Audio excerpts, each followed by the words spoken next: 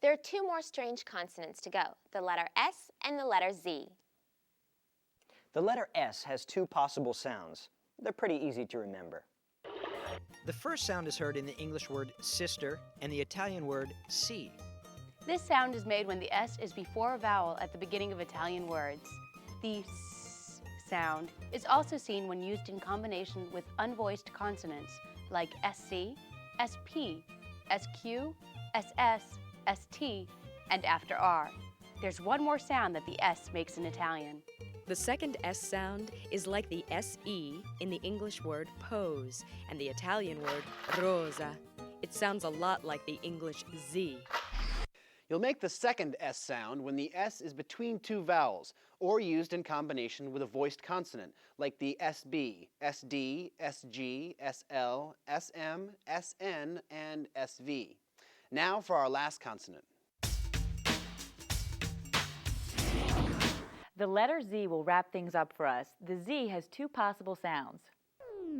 The first Z sound is the ts sound in the word tsetse fly and the Italian words pizza and grazie. The second Z sound is more like the DZ sound in the English words beds and Godzilla. You can hear the Z in the Italian words zero and orzo.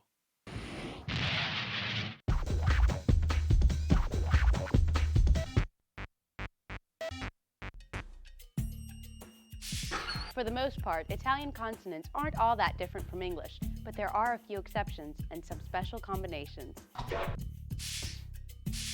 The C and the G have two sounds each, a hard and a soft sound. Before I or E, the C and the G have a soft sound.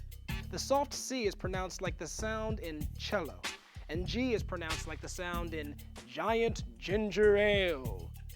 When the C or G are before any other letter but I or E, they have a hard sound, like the sounds in the English words orchestra and go. The only other letter consonant combination that has a hard and a soft sound is the SC combination. The only other letters that need special attention are H, which is always silent, R, which is rolled, and the Z and S that have two sounds each. Okay, so we basically know how to pronounce Italian consonants, but there are still two issues with consonants that we have to cover. The first is what to do when the same consonant appears next to itself, the double consonant.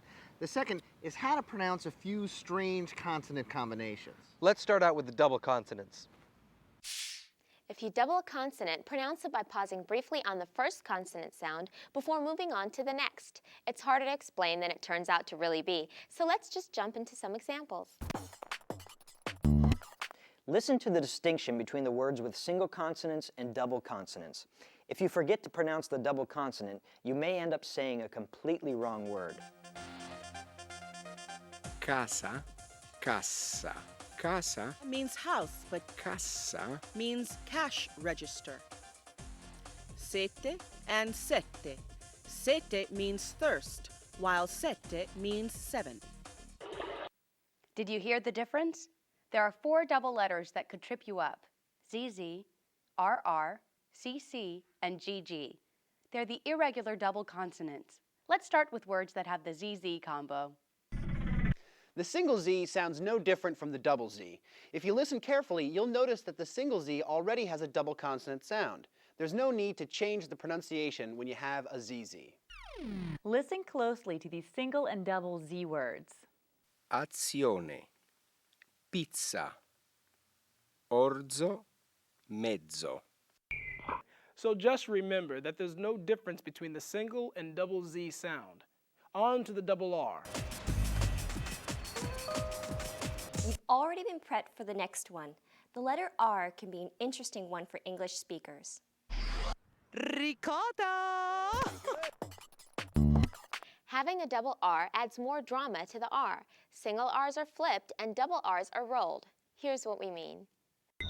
Listen to the difference between these single and double consonant words. Caro is the Italian word for expensive, but carro is the Italian word for cart. Listen again. Caro, carro. Caro is single flipped, while carro is double rolled. We know the double-rolled R sound may be a little weird for you, but it can be a great skill if you pull it off. We'll practice with a few Italian words that show off your new skills with the letter R. Zorro, Ferrari, irritare. On to the double C and G. When the C or G is doubled, not much changes. The soft sounds stay soft, and the hard sounds are still hard. When a double C or G is followed by a softening vowel, both consonants become soft. Listen to the soft sounds in the words maggio and riccio. And that's it for the double consonant stuff. Now, on to consonant combinations. Combinazioni. Consonant combinations. Two consonant combinations are GLI and GN. Let's start with the GLI combo. The combination of the GLI makes an interesting sound. Gli. Listen to these English words. Billion, kabillion. Kabillion? Anyway, you hear the li sound that the double L's make. That's the sound that the GLI makes in Italian. The Italian word for family. Famiglia. Think of GLI as the kabillion-dollar combo. It'll help you remember to pronounce GLI like gli every time you see it in an Italian word. You've got the kabillion-dollar gli. So now we can move on to the GN combo, our final strange consonant combination. Every time you see a GN combo in an Italian word, think of the sound in filet mignon. It sounds like nya in English, but way, way more nasally. If you're doing it right, you should feel it in your nose, like this. Gna. Vorrei gli gnocchi, per favore. Subito. If you can say gnocchi, you're ready to move on. Grazie.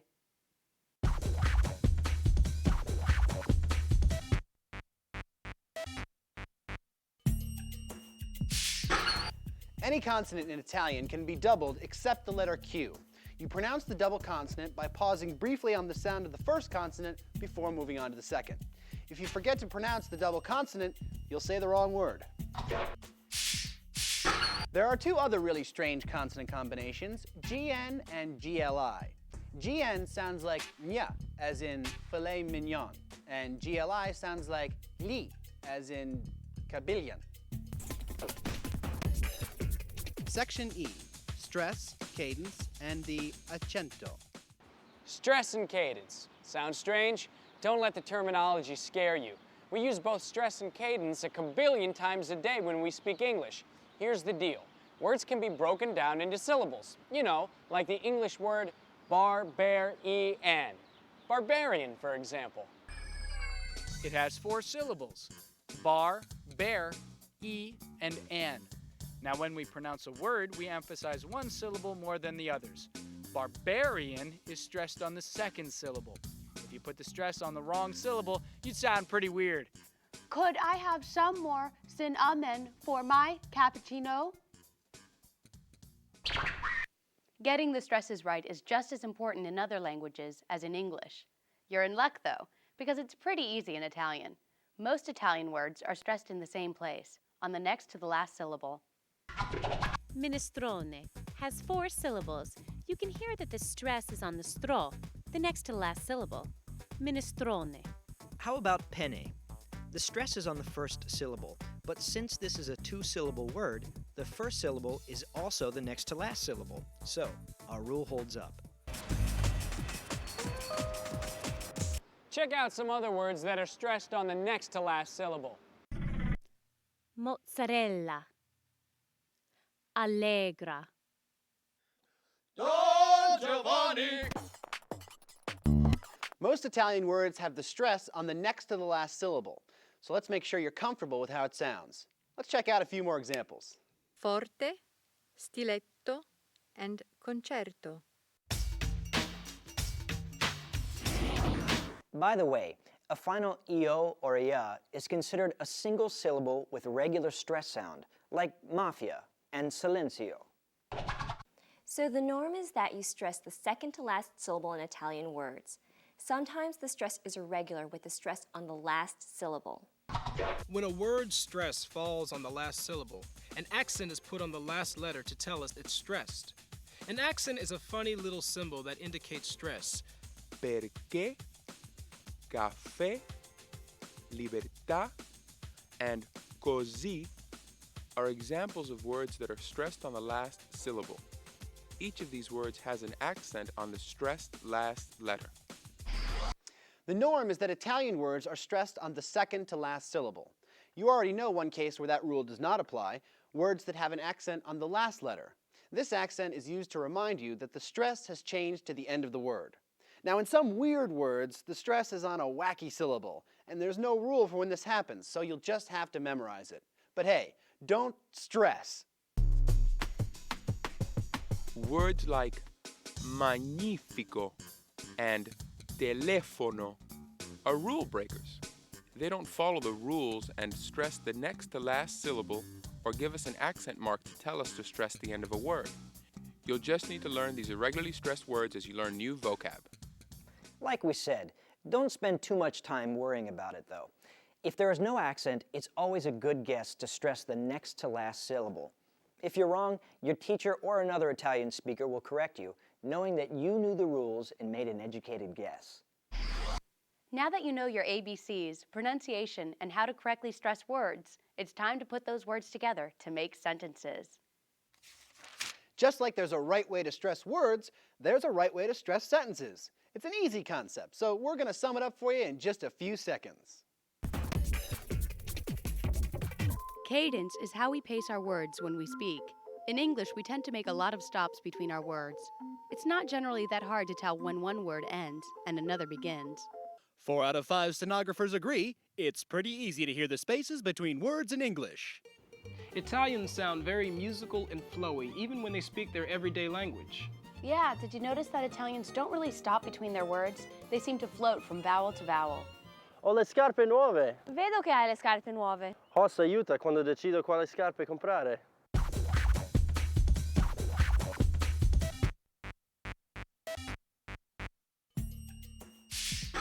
The rule is that Italian words are pronounced with a stress on the next to last syllable, like mozzarella. Some words break this rule and are stressed on the last syllable. They're easy to spot because they always have an accent on the final vowel, like città. There are some words that have a completely irregular stress. It falls on a different syllable, but there's no clue to let you know how to stress it. You'll learn the stress as you learn new vocabulary. Before we move on, let's review by putting Italy on the map, literally. Let's practice the skills of pronunciation we just learned with these real Italian cities. I'm sure you all know that Italy is shaped like a boot. Let's fill it with some really popular destinations.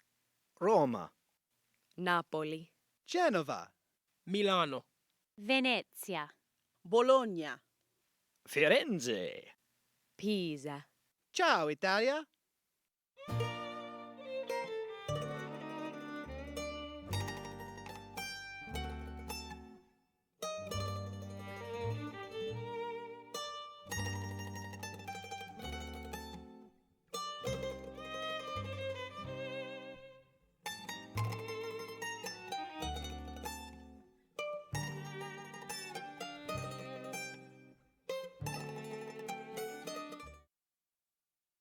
For our first quiz, we've got a little pronunciation drill. We'll do this spelling bee style so you can practice the pronunciation of both the letters and the words. Here's an example. If you see this on the screen, you would say Invisibile. I-N-V-I-S-I-B-I-L-E. Invisibile. After you've given your answer, hit enter and you'll hear the proper pronunciation. Hit enter again for the next question. Got it? Good. Now it's time to put your money where your mouth is. Here we go. Number 1. Universale. U-N-I-V-E-R-S-A-L-E. Universale. In the Italian word for universal, notice that every single vowel is pronounced. You never ignore a vowel in Italian. Number 2. Sera. S-E-R-A. Sera. Sera, the Italian word for evening, is a good example of the closed E sound. Number 3. Porta. P-O-R-T-A. Porta. Porta is the Italian word for door and also a good example of the open O sound. Number 4. Scusa. S-C-U-S-A. Scusa. This is an example of the hard C sound. Remember, the C makes a hard sound unless it comes before an I or an E. Number 5. Giardino. G-E-A-R-D-I-N-O. Giardino. Here we have the soft J sound because the G precedes an I. Number 6. Anno. H-A-N-N-O. Anno. Don't let this one fool you. The H is always silent in Italian. Number 7. Orzo. O-R-Z-O. Orzo. The tricky part here is the Z, which should make the DZ sound, as in the words beds and Godzilla. Number 8. Sette. S-E-T-T-E. Sette. Pay attention to the double T's here. To pronounce a double consonant, you need to pause briefly on the first consonant before moving on to the second. Sette. Number 9. Famiglia. F-A-M-I-G-L-I-A. Famiglia. Famiglia is an example of the $1 combo, G-L-E. It's pronounced gli, just like the English words million, billion, and yes, kabillion. Number 10. Arrivederci. A-R-R-I-V-E-D-E-R-C-I. Arrivederci. Arrivederci is a nice double R for you to practice with. By the way, it also means goodbye, which is what we're going to say, since this is the last question on Quiz 1. Well, that's it for our pronunciation drill. Let's get back to more Italian. Part 2. Hellos, goodbyes, and a little in between. Ask yourself, what are the most basic words you'll need to know in Italian to have a simple conversation? Let's start with the basics of casual conversations, like, hey, how you doing? And bye. We think that the easiest way to learn to speak Italian is to actually listen to Italian speakers. So each of the next few sections will begin and end with a dialogue. The first time you hear the dialogue, just listen and absorb as much Italian as you can. At the end of each section, the same dialogue will be repeated. The first time you hear the dialogue at the end of the section, you'll get a little bit of help from our friend Arturo. He's better than he looks, trust us. It's his job to literally stop the dialogue and give a little bit of extra explanation with anything we think may trip you up. To conclude each section, you'll hear the same dialogue again, this time uninterrupted. Enjoy! Mwah!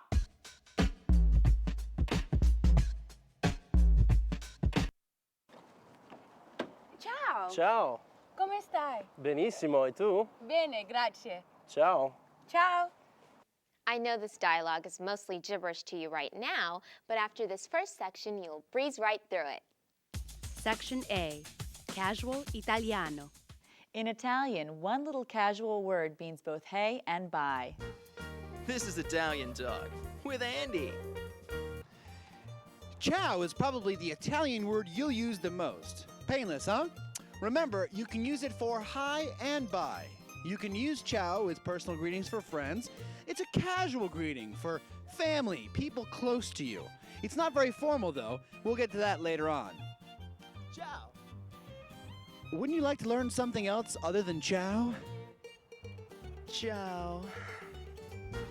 You've been watching Italian Talk with Andy. Come stai means how are you or how are you doing. Again, use this with your inner circle of friends and family. When someone asks you how you are in English, there are a few standard responses. The biggies are probably great, good, okay, not bad, and bad. In Italian, great is benissimo, good is bene, okay is così così, not bad is non c'è male, and bad is male. After you answer the question, how are you, it's polite to say, and how are you, even if you really don't care. You can do this with one little phrase. Ehi tu?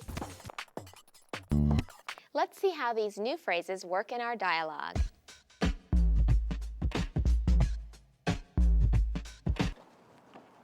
Ciao! Ciao. Come stai? As we just learned, there are lots of ways to answer the question, come stai? The next time you hear the dialogue, you'll hear a different answer to the question, how are you? So pay attention, okay? Back to the dialogue. Benissimo, e tu? Bene, grazie. Ciao. Ciao! Now let's do one run-through of the dialogue with no interruptions at all. Ciao! Ciao. Come stai? Così così, e tu? Bene, grazie. Ciao. Ciao!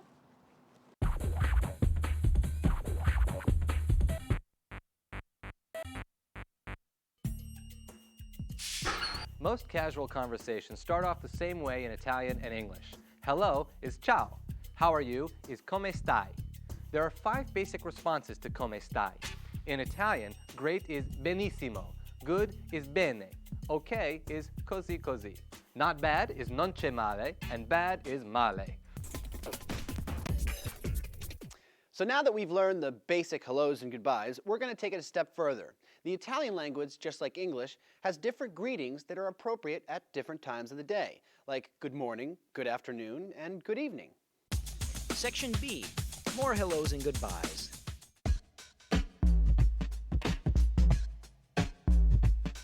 Buongiorno! Ciao! Come stai? Bene, grazie. E tu? Così così. Arrivederci. A presto.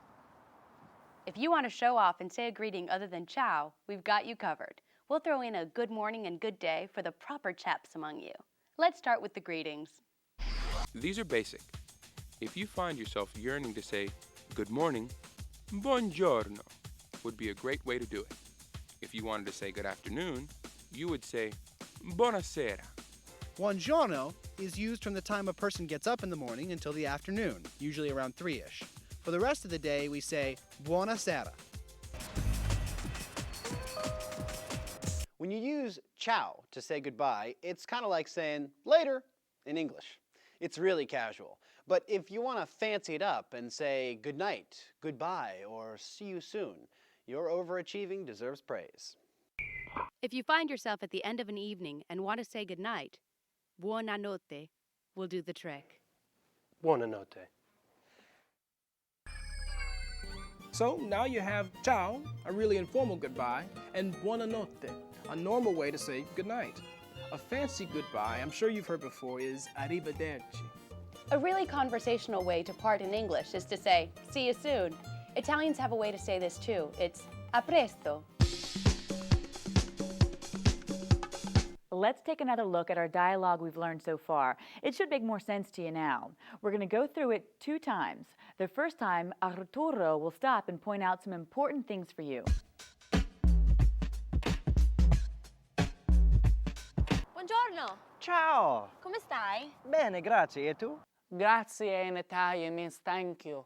Don't forget to get that s sound and to fully pronounce the I and the E. Così così. Arrivederci. A presto. Okay, now one more time with no interruptions. Buongiorno! Ciao! Come stai? Bene, grazie. E tu? Così così. Arrivederci. A presto. Okay, if you feel comfortable with the last dialogue, you're probably ready to move on. If you're not, no problem. Just review the last part of the program. Here's a quick rundown of some useful polite phrases that will come in handy.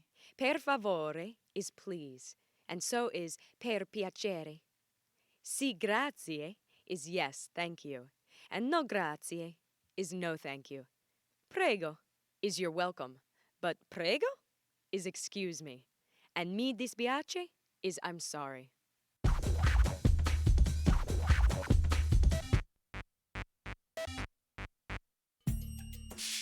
There are many other greetings as well as ciao that are appropriate for different times of the day.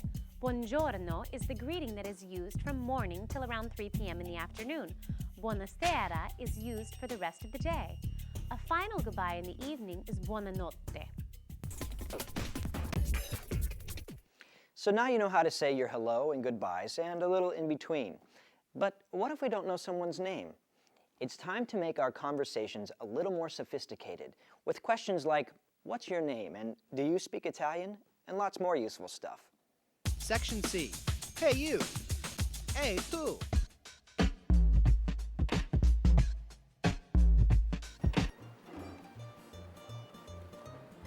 Buongiorno. Ciao, come stai? Bene. E tu? Non c'è male, grazie. Come ti chiami? Mi chiamo Davide. E tu? Lucia. Piacere. Piacere. Parli inglese? No, parlo solamente l'italiano. Parla più lentamente, per piacere? Va bene. If you want to know someone's name, just say, Come ti chiami? What is your name? Now, you're wondering to yourself, how do I answer and tell them my name? You're quick. It's mi chiamo, plus your name. Let's go through our dialogue one more time with Arturo helping us through.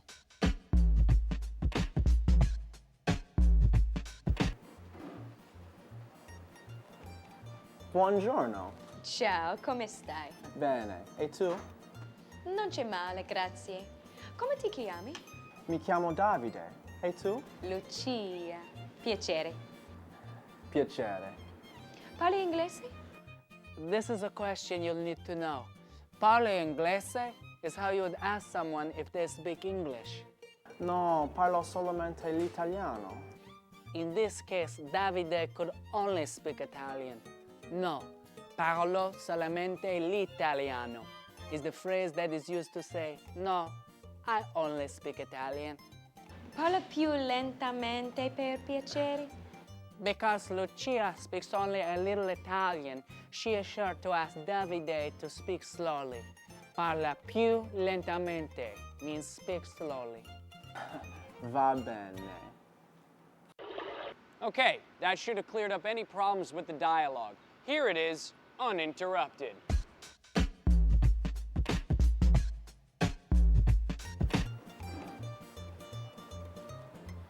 Buongiorno. Ciao, come stai? Bene. E tu? Non c'è male, grazie. Come ti chiami? Mi chiamo Davide. E tu? Lucia. Piacere.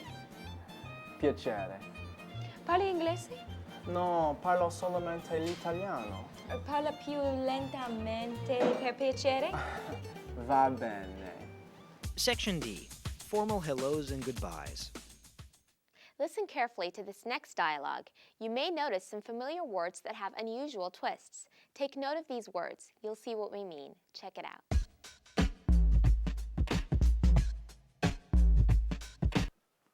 Buongiorno, professoressa. Buongiorno, Damiano. Come sta? Bene, grazie. E lei? Bene, grazie. Arrivederla. Buongiorno.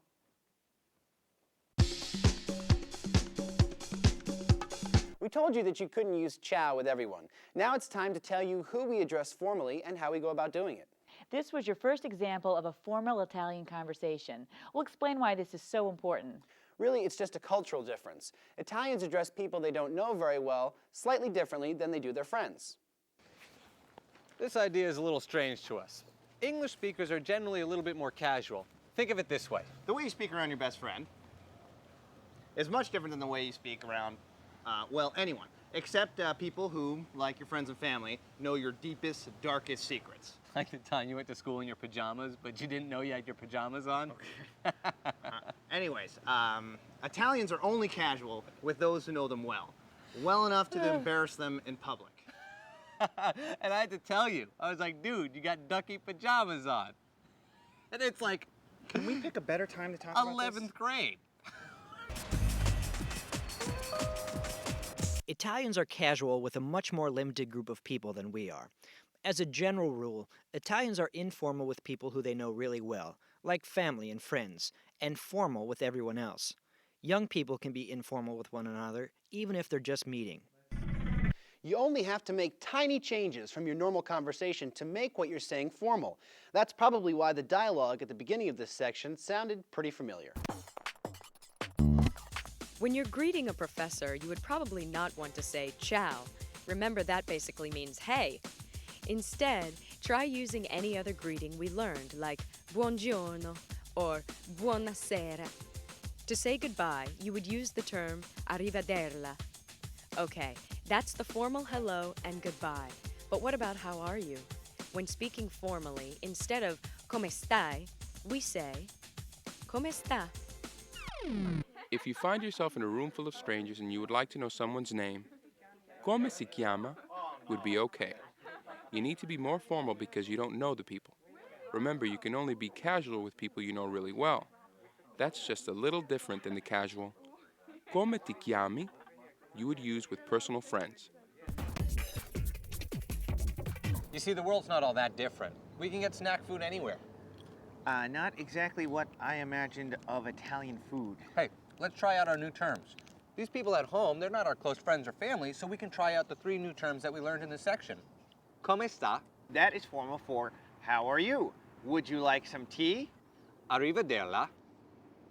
Come si chiama? And that, my good sir, is formal for what is your name? Hey, let's check out the dialogue from the beginning of the section. The dialogue's pretty simple, so we probably won't need Arturo.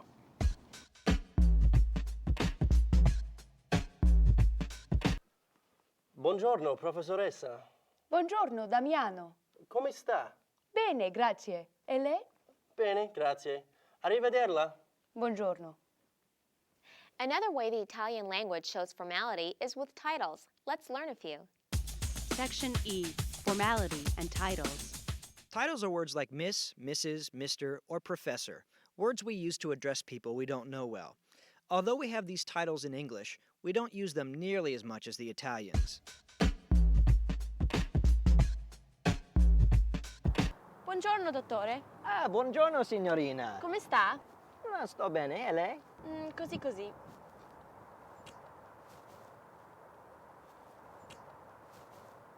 Arrivederla. Arrivederla.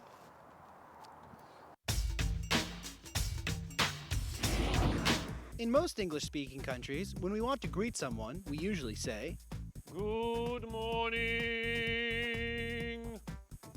In the same situation, Italians are more likely to say, Buongiorno, signora. That means, good morning, ma'am. The language loves titles. In modern day